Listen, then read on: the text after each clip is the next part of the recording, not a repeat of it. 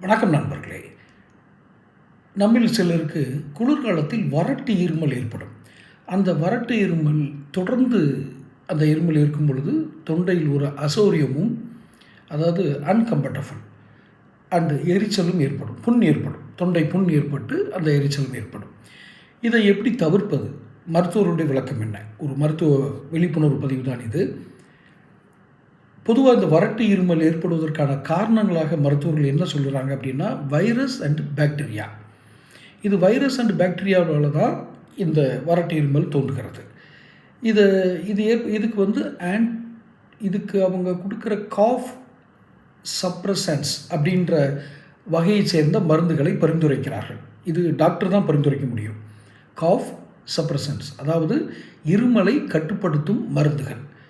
இது பாக்டீரியாவால் ஏற்பட்டிருக்கா அல்லது வைரஸால் ஏற்பட்டிருக்கா அப்படிங்கிறத ஆய்வு செய்து தான் எந்த ஒரு மருத்துவரும் உங்களுக்கு மருந்து தர முடியும், அந்த வறட்டு இருமலை நிறுத்த முடியும்.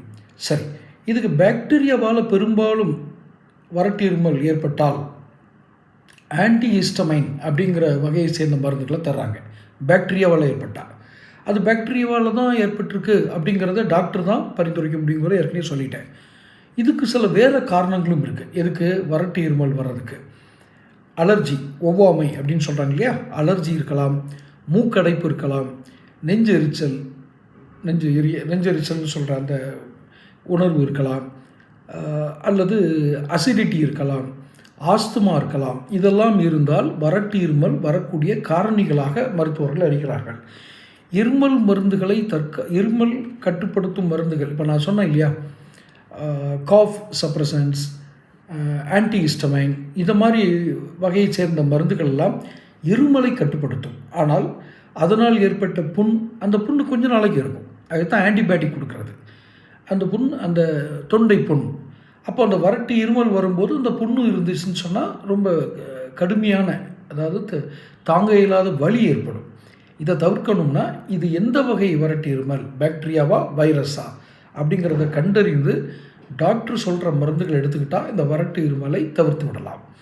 நாமே போய் மெடிக்கல் ஸ்டோரில் கேட்டு வாங்குறது அப்படிங்கிறது ஒரு வகையில் வேணால் அது கொஞ்சம் பலன் கொடுக்கலாம்.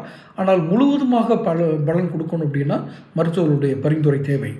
மருத்துவருடைய பரிந்துரை இல்லாமல் இது போன்ற இருமல் மருந்துகளை எடுத்துக்கொள்ள வேண்டாம் என்பதும் மருத்துவருடைய எச்சரிக்கை.